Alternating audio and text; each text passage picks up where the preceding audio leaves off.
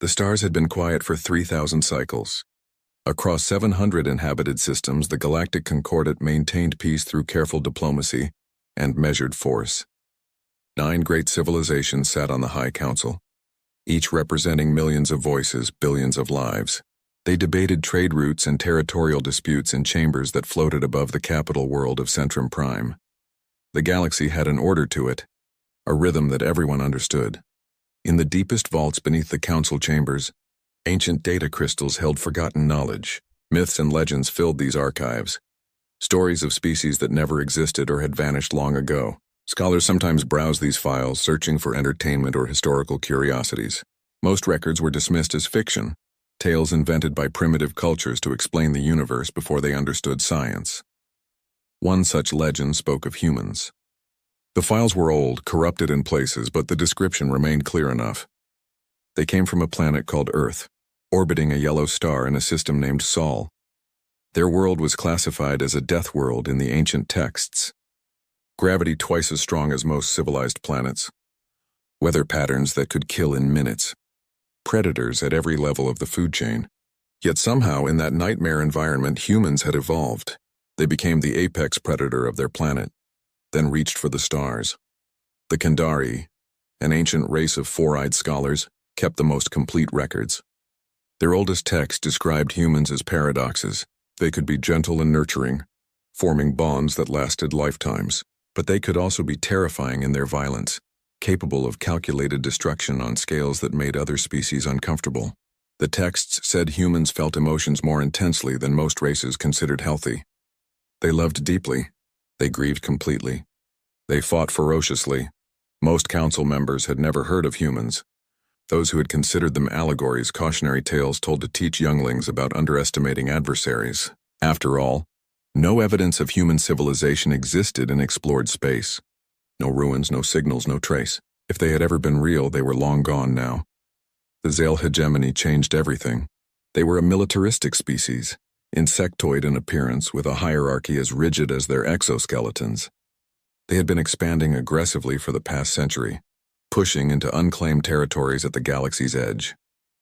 The Council watched them carefully but had not intervened. As long as the Zale stayed in empty space, there was no conflict. A Zale exploration vessel, the Mandible's Edge, detected a derelict ship near the outer veil. This region of space was considered too dangerous for regular traffic. Radiation storms, gravitational anomalies, and unstable nebulae made it a navigator's nightmare. But the Zale were bold, and salvage rights could be profitable. Captain Zelthar approached the derelict with caution. The ship's design was unfamiliar, angular and aggressive in a way that suggested military purpose. Its hull showed signs of catastrophic damage, breaches that had long since frozen over. No power signatures, no life signs, just a dead vessel tumbling through the void. The boarding party suited up and crossed the gap. Inside, they found a tomb. The ship's interior had been exposed to vacuum for what scanners suggested was at least 5,000 cycles. Frozen bodies drifted in the corridors, preserved perfectly by the cold. The Zale had never seen anything like them. Bipedal like many species, but with smooth skin instead of scales or chitin. Hair on their heads. 2 eyes positioned for predatory depth perception. In the ship's command center, they found data storage units. Most were corrupted beyond recovery, but one maintained minimal integrity.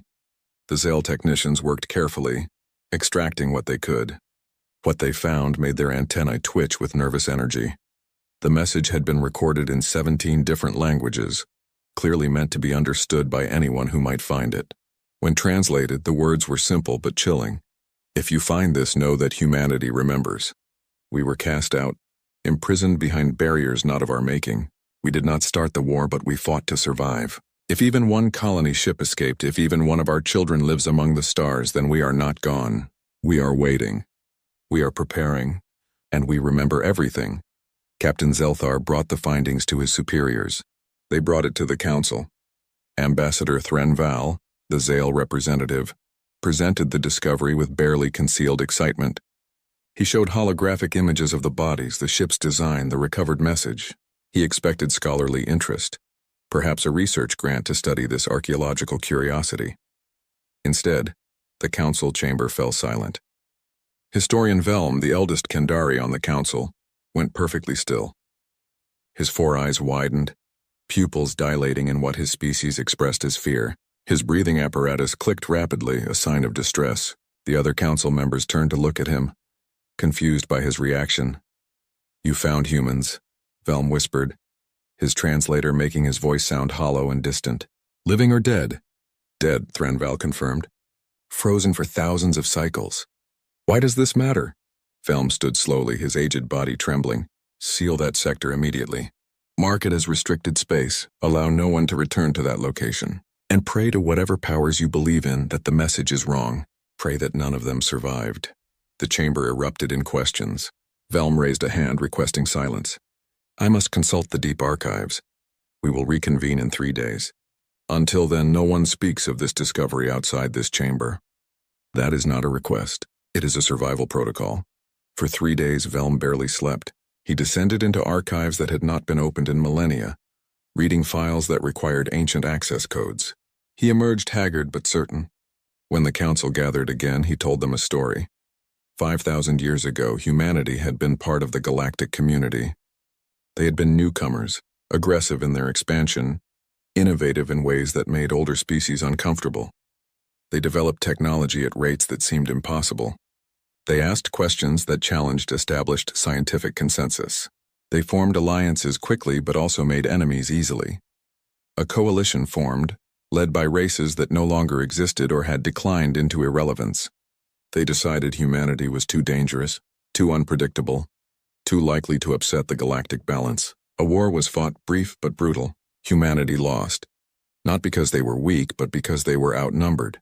The coalition drove them back to their home system and erected barriers, quantum fields that prevented FTL travel into or out of the Sol system. They were imprisoned, Velm said quietly, contained like dangerous animals. The coalition told themselves it was necessary, that humanity would have destroyed everything given time. But the truth is simpler. They were afraid. And when the coalition eventually fell apart, when those species faded from power, everyone simply forgot. The quarantine became automated. The warnings were lost. Humanity became a myth. "But if this ship was outside the quarantine," said Ambassador Saris of the Avari Collective, her crystalline voice chiming with concern, "then the containment failed." Or, Velm said, they escaped. And if they escaped, then for 5,000 cycles they have been out there, growing, building, remembering what was done to them. The chamber fell silent again. Finally, Thranval spoke, his voice lacking its earlier confidence. "What do you recommend?" Velm looked at each council member in turn. "We prepare, and we hope that if they come, they are more merciful than we were." The first sighting came 3 weeks after the council's secret meeting. A transport captain named Jarrell was hauling medical supplies through the outer rim when his sensors detected something impossible. A ship appeared on his scopes, but not through normal FTL exit signatures. It was simply there, as if reality had opened and allowed it through. Jarrell tried to hail the vessel. No response. He tried every frequency, every protocol. Silence.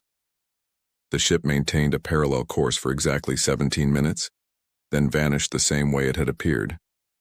When Jarrell reported the incident, his company assumed equipment malfunction. But 3 days later, 5 more ships reported identical encounters. The sightings accelerated. Within a month, over 200 verified reports had reached the council. Ships appearing at the edges of sensors, watching, never responding to communication attempts, then disappearing without trace. They varied in size from small scouts to massive vessels that dwarfed anything in the Concordat fleet. Every attempt to scan them failed. Their hulls absorbed targeting locks. Their energy signatures made no sense according to known physics. The Concordat military went on alert.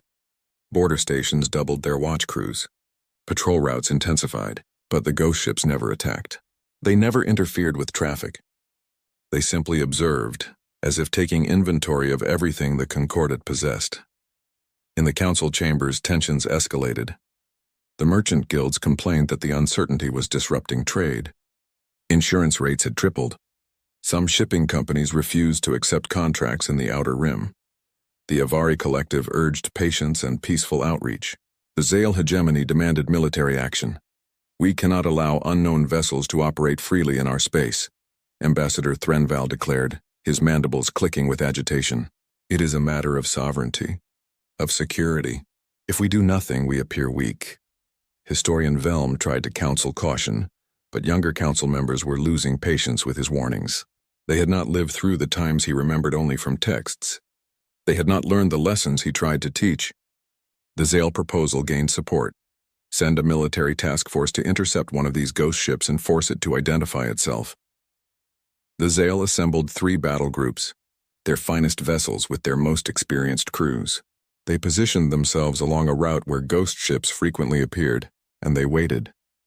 When sensors detected an approaching vessel, they moved to intercept. The human ship was larger than expected, roughly the size of a Zale heavy cruiser. Its hull was a dark gray that seemed to drink in light. As the Zale formation surrounded it, the ship simply stopped, hanging motionless in space. It made no attempt to flee or power weapons. "Unknown vessel," Commander Krelzar transmitted. "You are in violation of Concordate space regulations. Identify yourself immediately or we will open fire." The human ship remained silent. Krelzar waited the required time according to military protocols, then gave the order. Plasma cannons fired, missiles launched, particle beams lanced across the void. The Zale had brought enough firepower to crack a small moon. Every shot passed harmlessly through shimmering fields that appeared around the human vessel. The ship absorbed the assault without any visible damage. No shields flickered, no armor ablated. It simply stood there untouched, as if the Zale weapons were nothing more than flashlights. Then the human ship transmitted. Not words, but pure data. A set of coordinates in neutral space accessible to both sides. And a date exactly 2 months in the future. That was all. The transmission ended and the ship vanished. The Zale battle groups returned to base, their crews shaken. They had expended massive amounts of ammunition without achieving anything. Worse, they had revealed their weapons' capabilities while the mysterious ship had revealed almost nothing about its own. The council erupted into chaos when they learned what happened. Some members accused the Zale of reckless aggression. Others worried that the attack would provoke retaliation. Threnval defended his military's actions but could not explain why the ship had been untouchable. "We need to know what we are dealing with," said Councillor Iris Venn of the Delassi Confederation, her scale shifting colors with anxiety. "Are these ships connected to the human derelict? Is this an invasion force preparing to strike?" Velm had been conducting research since the derelict's discovery. Now he shared what he had found, and his findings brought no comfort. He displayed historical documents, most heavily redacted or corrupted, but the picture they painted was clear. The quarantine of humanity's home system had not been as complete as history suggested.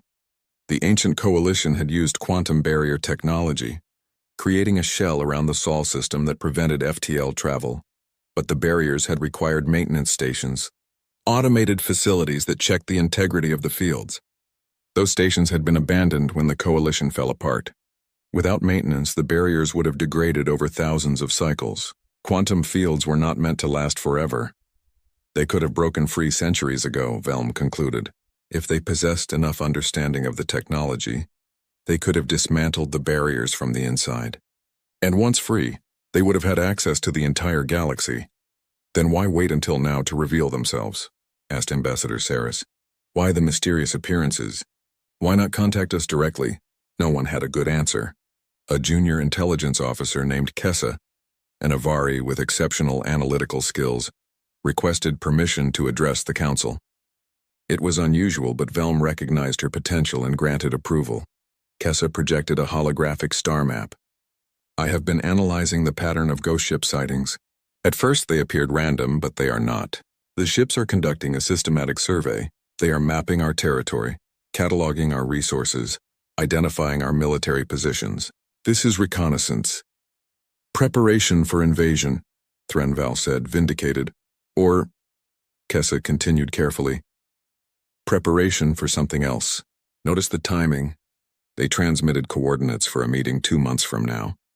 They could attack at any time but choose not to. They could hide completely but instead let us see them. I believe they want us to know they exist. They want us nervous. They want us to come to that meeting uncertain and afraid." "Why?" demanded Iris Venn. "Psychological advantage," Kessa said.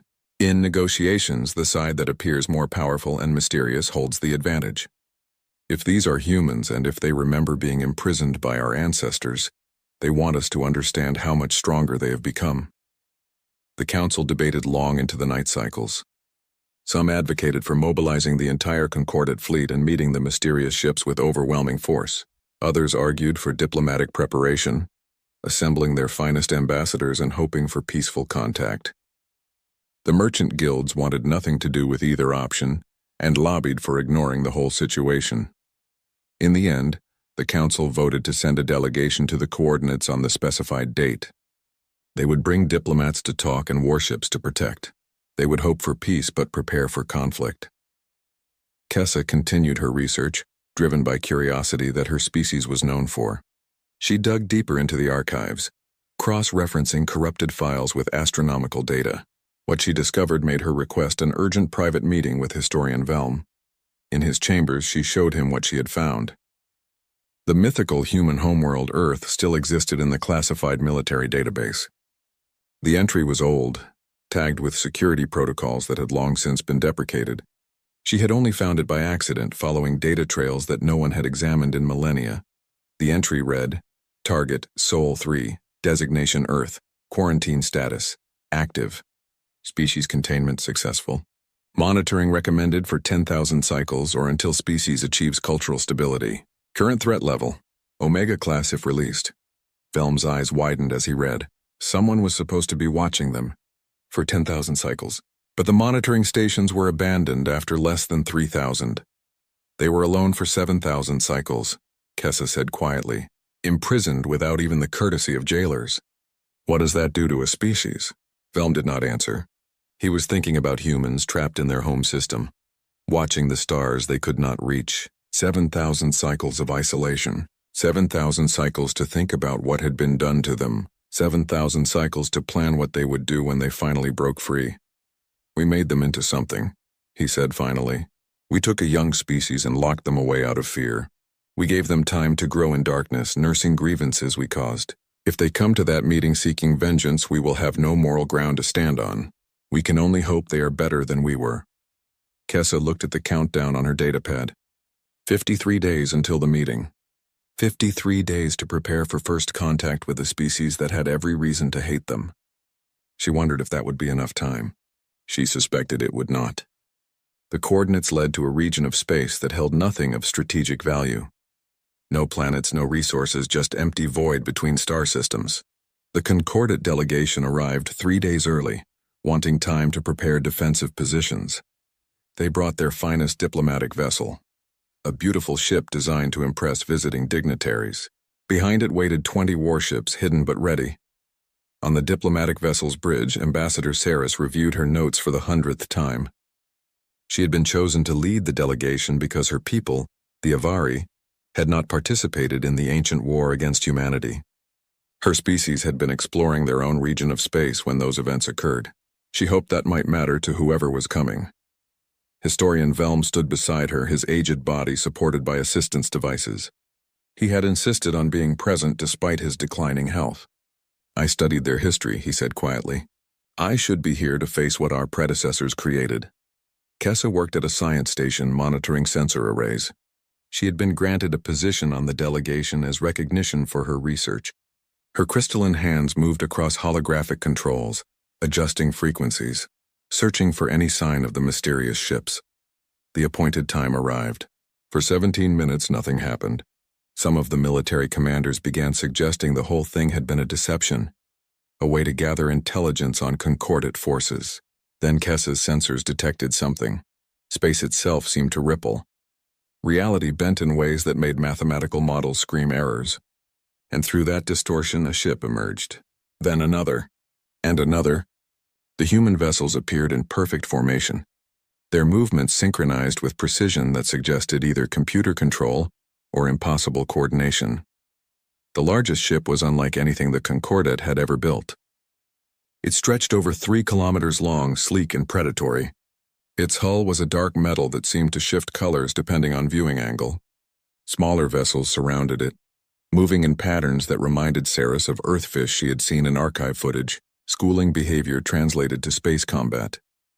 The human fleet stopped exactly 5,000 kilometers from the Concordate position, close enough to communicate easily, far enough to make weapons fire impractical. They made no aggressive moves, simply held position and waited. Saris took a deep breath and opened a communication channel. Unknown vessels, this is Ambassador Saris of the Galactic Concordate. We received your coordinates and come in peace, hoping to understand who you are and what you seek. For a long moment, no response came. Then a transmission arrived. Audio and visual data perfectly formatted for Concordate systems. A face appeared on the main screen, and the entire bridge crew stared. It was human. No doubt remained now. She appeared middle-aged by the species standards, with dark skin and gray-streaked hair pulled back in a functional style. Her eyes were dark and impossibly expressive, holding an intelligence that made even Velm feel like a student. Ambassador Saris, the human said. Her words translated instantly into perfect galactic standard. I am Ambassador Sarah Chen, representing the United Colonies of Humanity. Yes, we received the name of your organization. We have been listening to your communications for quite some time. Chen paused, and something like a smile crossed her face, though it held no warmth. We know what your ancestors did to ours. We have had 5,000 years behind your quarantine fields to think about it, to study it, to understand why they feared us so much that imprisonment seemed like the only answer. She leaned forward slightly, her gaze intense. 5,000 years is a long time, Ambassador. Civilizations rise and fall in less. Species evolve in that span. Technologies are invented, perfected, and made obsolete. We have had all that time to decide what kind of species we wanted to be when we finally broke free. The Concordate bridge was silent. Every eye watched the human ambassador, trying to read her intentions. Was this the prelude to demands for reparations? A declaration of war? An ultimatum? Chen's expression softened slightly. We are not here for revenge, though we would be justified in seeking it. We are not here to conquer, though we possess the capacity. We are here because your galaxy is dying and you do not even know it.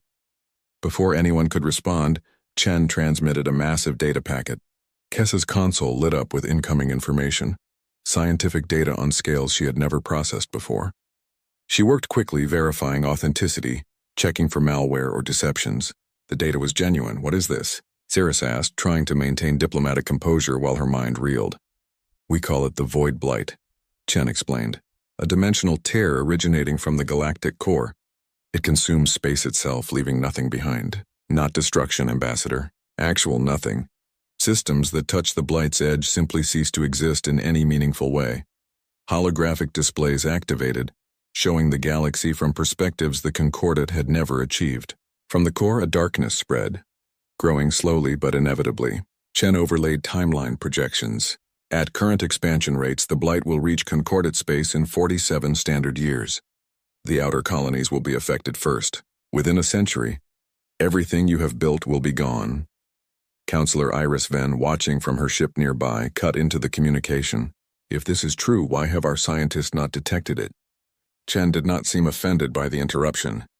Because you lack the sensor technology to perceive dimensional phenomena at this scale. Your quantum physics understanding is roughly equivalent to where ours was 3,000 years ago. No offense intended, but you have been coasting on incremental improvements to ancient technology for millennia. The Blight operates on principles you have not yet theorized. Velm spoke up, his translator carrying his aged voice across the distance. Why should we believe you? This could be a manipulation, a way to make us dependent on human assistance. Chen nodded as if she had expected the question. Historian Velm, yes, we know who you are. We know you discovered the truth about the quarantine. We know you have been trying to warn your council about the dangers of our return. She paused. You are right to be suspicious. Trust must be earned, not demanded. We are transmitting coordinates to a system on your frontier, where the Blight's effects are just beginning. Send your own scientists. Verify our claims independently. We will wait. And if we confirm the Blight exists? Saris asked. What then? Then we talk about survival, Chen said simply. The Blight cannot be stopped by any one species. We have been studying it for 2 centuries and barely understand its nature. But we have theories. We have technologies that might work. We have weapons that can seal smaller tiers. What we do not have is enough resources, enough personnel, enough diversity of thought.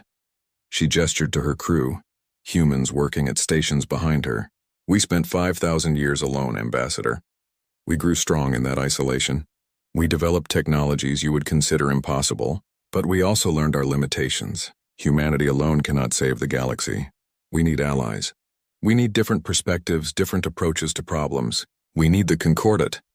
Ambassador Threnval's voice crackled over communications, his tone aggressive. This is convenient. You appear with warnings of apocalypse and offer to save us. What is the cost? What do you want in exchange for your help? Chen turned her attention to the Zale transmission. Ambassador Threnval, your forces attacked one of our ships. No harm was done and we hold no grudge. But I must be clear, we are not selling protection. We are offering alliance. The cost is trust. The payment is mutual effort. We work together or we all face extinction separately. Pretty words, Threnval responded. But your species was deemed too dangerous to share the galaxy with. Why should we believe you have changed? For the first time, emotion broke through Chen's diplomatic control. Anger flashed in her eyes, though her voice remained steady.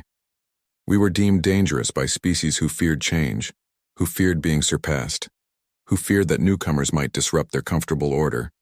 They did not give us a chance to prove ourselves. They did not try to understand us. They simply locked us away and forgot about us. She stood, and the camera adjusted to keep her in frame. You want to know what 5,000 years of isolation did to us? It gave us time to reflect, to examine our own nature, to decide who we wanted to be without outside influence. We could have spent that time nursing hatred, planning revenge, building weapons to punish those who imprisoned us. Some of us wanted that, but we chose differently. We chose to become better than those who feared us. We chose to prove that humanity deserves a place among the stars, not through conquest but through contribution. We chose hope over hatred. But make no mistake, ambassadors, this is not weakness. We are offering alliance from a position of strength, not desperation. With or without you, humanity will survive. The question is whether the Concordat will survive.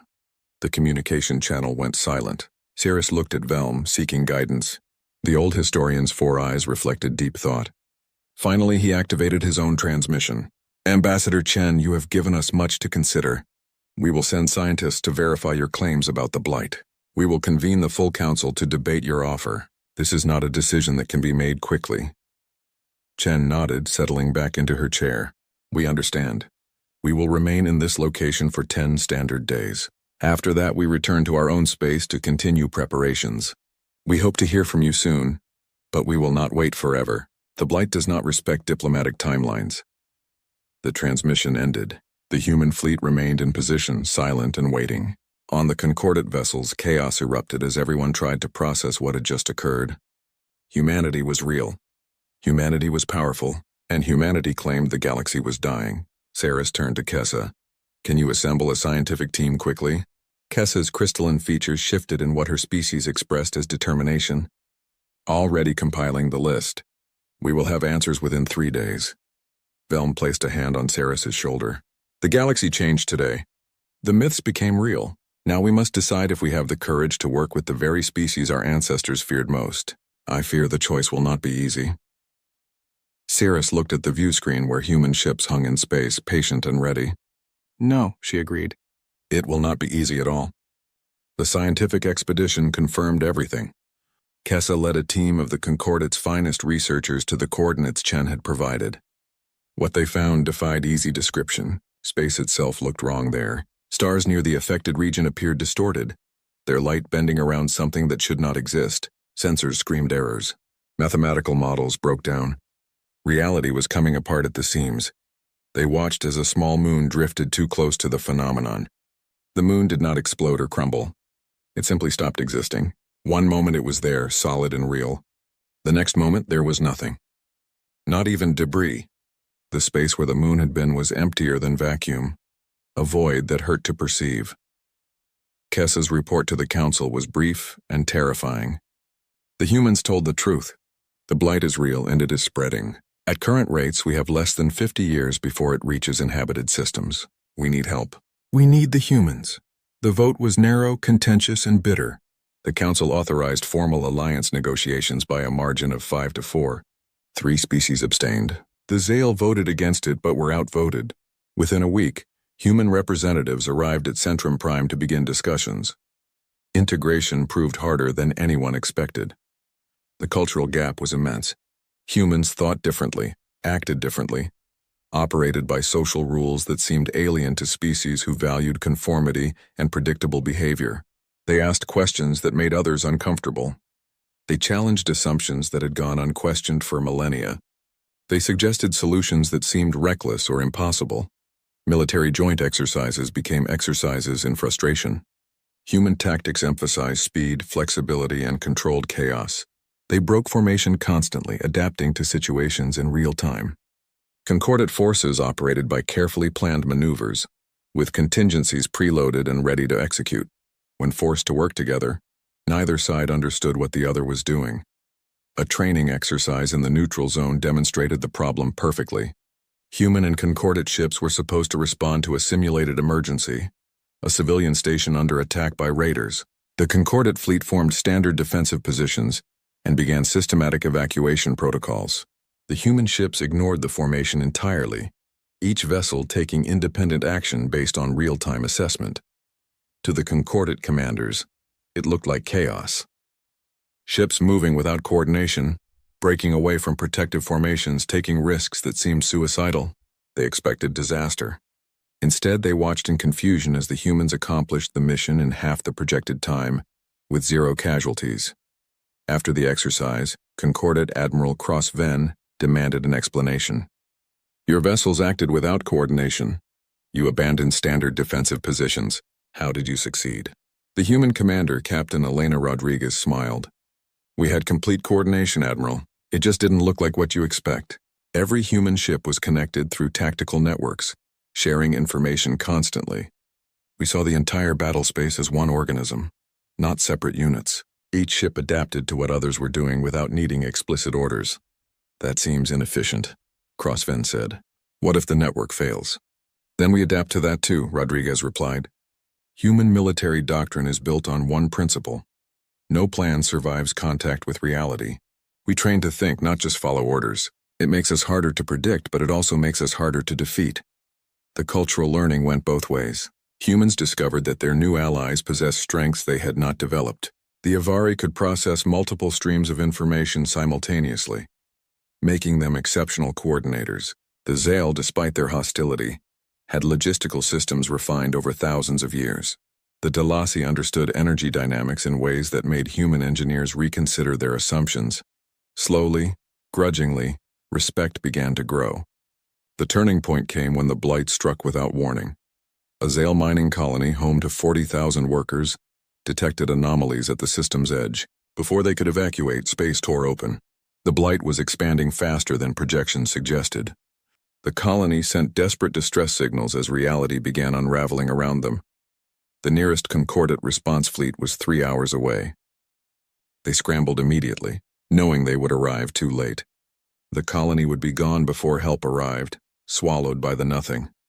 But the human rapid response team was only 15 minutes away. 3 ships, small and fast, equipped with experimental technology. They arrived as the Blight tier was growing, consuming the outer mining platforms. The Zale colonists, terrified and certain they were about to die, watched as human vessels dove toward the expanding void. What happened next was recorded by the colony's automated cameras and transmitted across the entire Concordate. Human crews in environmental suits worked in exposed space, mere kilometers from the dimensional tear. They deployed devices called quantum anchors, establishing a network around the Blight's edge. Energy weapons fired not at targets but at space itself, using something called hard light weaving to create temporary barriers. The humans worked with a speed that seemed impossible, coordinating through constant communication. When one anchor failed under the Blight's pressure, a human engineer in a suit flew directly to it, repairing connections while reality twisted around them. They knew one mistake meant ceasing to exist. They did it anyway. It took 47 minutes. The quantum anchors stabilized the tear. The hard light weaving sealed it. The Blight's expansion stopped. Then the humans turned their attention to rescue operations. They pulled survivors from crumbling stations, working until the last possible moment. 17 humans died in the operation, their suits failing or getting too close to unstable regions. They saved 4,236 Zale Ambassador Threnval, watched the recordings in his private chambers. He watched humans risk everything for people who had attacked them, who had voted against alliance, who had called them dangerous. He watched them work with a ferocity that came from caring, not from obligation, and something shifted in his understanding. He requested a private meeting with Ambassador Chen. They met in a neutral conference room, just the two of them and translators. Threnval's mandibles clicked with nervous energy. "My people have a saying," he began. "Judge others by their actions in crisis, not their words in peace. Your people saved my colony. Many of those miners were from my own hive clan. You had no obligation to help. We have been your strongest opponents in the council." Chen nodded. "We helped because it was right, because those were lives that could be saved. The politics did not matter in that moment." "This is not how we understand you," Threnval said. "We thought humans were aggressive, dangerous, unpredictable. The ancient record said you were to be feared." "We are all those things," Chen replied. "Humans can be aggressive when needed. We are dangerous when threatened. We are unpredictable because we adapt quickly. But those same traits make us loyal allies. Once you become our friend, we will face impossible odds to protect you. Your ancestors saw the dangerous parts and never gave us a chance to show the other parts." Threnval stood silent for a long moment. "I was wrong to oppose the alliance. I will make this right." But not everyone felt the same way. A faction within the Zale military, humiliated by their earlier defeat and fearful of human dominance, began spreading propaganda. They claimed the Blight was a human weapon, a false crisis created to make the Concordat dependent on human protection. The conspiracy grew, finding believers among those who feared change. Someone leaked classified information suggesting human experiments with dimensional technology had occurred before the Blight appeared. The data was taken out of context, but it was enough. Anti-human protests erupted on multiple worlds. Trade ships refused to work with human crews. Several joint research stations reported violence. Kessa, still investigating human history, stumbled onto the conspiracy. She discovered that the leaked documents had been altered, data changed to create false connections. She traced the manipulation back to a group of Zale military intelligence officers. Before she could present her evidence to the council, they captured her. The conspirators planned to kill her and make it look like a human attack, further inflaming tensions. But Kessa managed to send one message before they blocked her communications. It reached Lieutenant Marcus Webb, her human counterpart in the Joint Intelligence Program. Webb did not wait for approval or permission. He assembled a team, 3 humans and 2 Avari who trusted him. They tracked Kessa's location to a Zale military station at the edge of Concordat space. Storming a military installation would violate every diplomatic protocol. It would probably destroy the fragile alliance. Webb did it anyway. The rescue became a running battle through the station's corridors, broadcast across the galaxy by news services who had been monitoring the situation. Viewers watched humans and Concordat personnel fighting side by side. They saw Webb take a plasma bolt meant for his Avari teammate. They saw the team refuse to leave anyone behind, even when retreat would have been easier. They saw something that made the conspiracy fall apart. Genuine trust between species who had been strangers months ago. The bonds formed through shared danger, through protecting each other when it mattered most. Kessa's evidence went public during the rescue. The conspiracy collapsed as the truth emerged. The military officers responsible were arrested by their own people, with Ambassador Threnval personally overseeing their detention. But the crisis had shown something important. The alliance was not just political convenience. Real connections had formed between individuals. Humans and Concordat personnel who had worked together, fought together, saved each other's lives. Those bonds would not break easily. Admiral Cross Venn, watching the rescue footage, finally understood what Captain Rodriguez had meant. Humans did not just think differently in combat. They thought differently about everything. They formed connections quickly and held them fiercely. They took risks for people they cared about without calculating cost. "They are not unpredictable," he said to his staff. "They are predictable in exactly one way. Once they decide you are worth protecting, they will do anything. That is not a weakness. That is the most powerful military asset I have ever encountered." The galaxy was learning what it meant to have humanity as an ally. And for most species, that lesson came as a pleasant surprise. The alliance solidified over the following months. Joint research stations studied the Blight, combining human innovation with Concordat expertise. Military units trained together. learning to blend their different approaches into something stronger than either could achieve alone. Cultural exchange programs introduced species to each other's histories, arts, and philosophies. The galaxy was changing, becoming something new, but the blight was changing too. It accelerated. Projections that predicted 50 years of safety suddenly collapsed to 20, then 10. The dimensional tiers were spreading faster, as if the blight was learning, adapting, responding to attempts to contain it.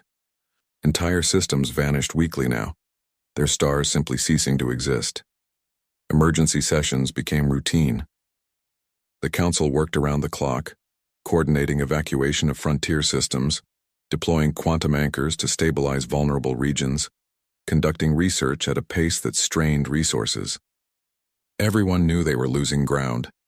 The question was whether they could develop a permanent solution before the blight consumed everything. Then came the catastrophic incursion. A massive tear opened in the heart of Concordat space, larger than anything previously encountered. It appeared without warning, ignoring all the early detection systems. The tear manifested near the Dalasi homeworld, threatening 6 billion lives. The nearest Concordat fleet scrambled immediately, but they were 2 hours away. Human rapid response teams were closer, but woefully insufficient for a crisis of this magnitude. Ambassador Chen transmitted an urgent message to the council chambers where representatives watched in horror. "We are out of time for half measures," Chen said, her voice tight with controlled urgency. "This tear is too large for standard containment. We need to deploy the full fleet. All of it." Saris, who had become the unofficial leader of the council during the crisis, understood immediately. "You want to reveal your entire military capacity. Everything you have been keeping in reserve." "Yes. We cannot save the Dalasi homeworld with what we have deployed here. But humanity has been preparing for this fight longer than you have known we existed. It is time to show the galaxy what 5,000 years of preparation looks like." Thren Val, now one of humanity's strongest advocates, spoke up. "The Council authorizes full deployment. Save our people, Ambassador. Whatever it takes." Chen nodded once, then turned to her communications officer. "Send the signal. Full recall. Tell them we need everything we can field and we need it now." What emerged from quantum displacement gates across human space made the galaxy stop and stare. Hundreds of ships representing every advancement humanity had achieved in isolation. Massive carriers launched fighter squadrons that moved with impossible coordination. Battlecruisers bristled with weapons based on physics the Concordat was still theorizing. Science vessels carried equipment that could manipulate dimensional forces. And at the center, emerging through a gate that strained to accommodate its mass, came the Indomitable. It was not a ship. It was a mobile station, a constructed moon of metal and technology, 5 kilometers across, powered by contained quantum singularities armed with weapons that could crack planets. But its true purpose was not destruction. The Indomitable was built to seal dimensional tiers permanently, a solution humanity had been developing for 2 centuries. The human fleet arrived at the Dalasi system with time to spare. They did not arrive alone. Every available Concordat vessel came too, from massive battleships to small scientific craft. The fleet that assembled around the Dalasi homeworld represented every species, every culture, every individual who had decided that unity was worth more than old fears. The blight tear was enormous, a wound in reality that consumed light itself. Entities emerged from it. Things that had no right to exist in normal space. Creatures made of unstable dimensions that attacked anything with coherent structure. The fleet faced them while the Indomitable prepared its systems. What followed was a battle unlike any in galactic history. Human ships dove into danger, drawing fire while Concordat vessels deployed quantum anchors in careful patterns. Avari coordination teams processed information from thousands of sources, directing resources where needed most. Zale Marines, fighting alongside human soldiers, boarded and destroyed blight entities that tried to reach civilian evacuation ships. Every species contributed their strengths. Admiral Cross Venn commanded the Concordat forces, his tactical displays showing a battlefield that would have overwhelmed any individual.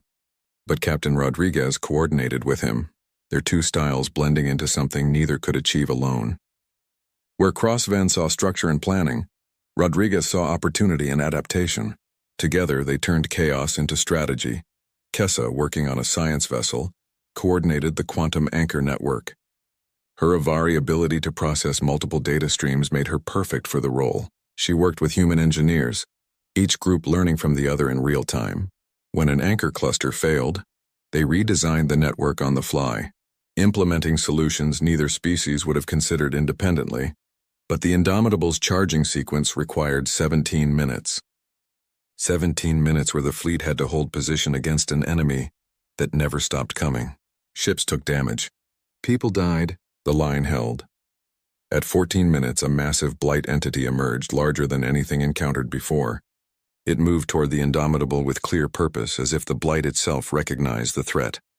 The creature was made of unfolded dimensions, its form shifting in ways that hurt to perceive. Captain Rodriguez did not hesitate. She took her ship, the Defiant, directly into the entity's path. All ships concentrate fire on my position. Give the Indomitable time. What followed was an act of desperate courage. The Defiant fired every weapon, burned every shield, pushed every system past safety limits. A dozen other ships, human and Concordat, both joined her. They knew they could not destroy the entity, but they could slow it. By precious seconds, the Defiant's shields collapsed. Hull breaches erupted across multiple decks. Rodriguez kept firing, kept pushing, refusing to retreat until her ship could literally do nothing more. At 16 minutes, the Defiant went dark, its power core destroyed. Emergency pods launched, saving most of the crew. The ship itself tumbled away, a sacrifice that bought the time needed. At 17 minutes exactly, the Indomitable activated. The weapon was not a beam or a blast. It was reality enforcement. The massive station generated a field that said, with the weight of physics behind it, that normal space existed here and nothing else could. The field expanded, touching the blight tier, and for a moment the two forces contested. Then reality won. The tier sealed, not gradually but instantly, as if a wound had been stitched closed. The blight entities caught on the wrong side simply ceased to exist. Space returned to normal. The Delassi homeworld was saved. The fleet erupted in celebration. Ships from a dozen species shared in victory, their crews exhausted but alive. On the bridge of his flagship, Admiral Crossven allowed himself a moment of satisfaction.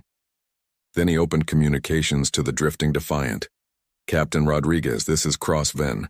Your ship took critical damage, but your crew is safe. Do you require assistance? Rodriguez's voice came through, strained but carrying humor. We're a bit bruised, Admiral, but we are alive. That is what matters. You risked everything to buy us time. Why? Because that is what allies do. We protect each other. No one left behind, remember? Crossven felt something shift in his understanding, a final piece falling into place. I understand now. This is what the ancient coalition feared, not human aggression or technology. They feared this loyalty, this willingness to sacrifice for others. They feared that once humanity formed connections, nothing would break them. On Centrum Prime, the Council gathered for an emergency session. But this was not a session of crisis. This was recognition. Ambassador Sarah stood before the assembly, her crystalline features reflecting the chamber's lights. We have witnessed something unprecedented, she said. Multiple species working together, not through obligation, but through genuine cooperation. The humans showed us their full strength today. They revealed capabilities they could have kept hidden. They trusted us with their most powerful weapons, and together we achieved what none of us could do alone. She turned to Ambassador Chen, who stood among the Council for the first time. The Galactic Concordat has operated with 9 member species for 3,000 years. Today we formally invite humanity to become the 10th, not as junior partners or probationary members, but as full equals. Will you accept? Chen looked at the Council, seeing species who had been enemies and strangers now becoming friends. She thought about 5,000 years of isolation, of waiting, of preparing for this moment. She thought about the humans who had died today, and the aliens who died beside them fighting for each other. On behalf of humanity, she said, we accept. But we have one condition. The chamber went silent, uncertain. Chen smiled. We want the Zale military officers who tried to sabotage the Alliance to be granted mercy. They acted from fear, not malice. We have learned that fear makes people do terrible things. We want this alliance to be built on forgiveness, not revenge. Ambassador Threnval, representing the Zale, stood slowly. His mandibles trembled with emotion his species rarely showed publicly. You would grant mercy to those who tried to destroy you? We would prefer to make them into friends. Chen replied. Fear made your ancestors imprison us. Fear made these officers attack us. We want to break that cycle. Show them they have nothing to fear from humanity. Show them that different can mean better, not worse. The vote was unanimous. Humanity became the 10th council member. The officers received reduced sentences and mandatory service in joint human concordate programs, where they would learn firsthand what they had tried to destroy. In the months that followed, the combined efforts of 10 species made progress against the blight.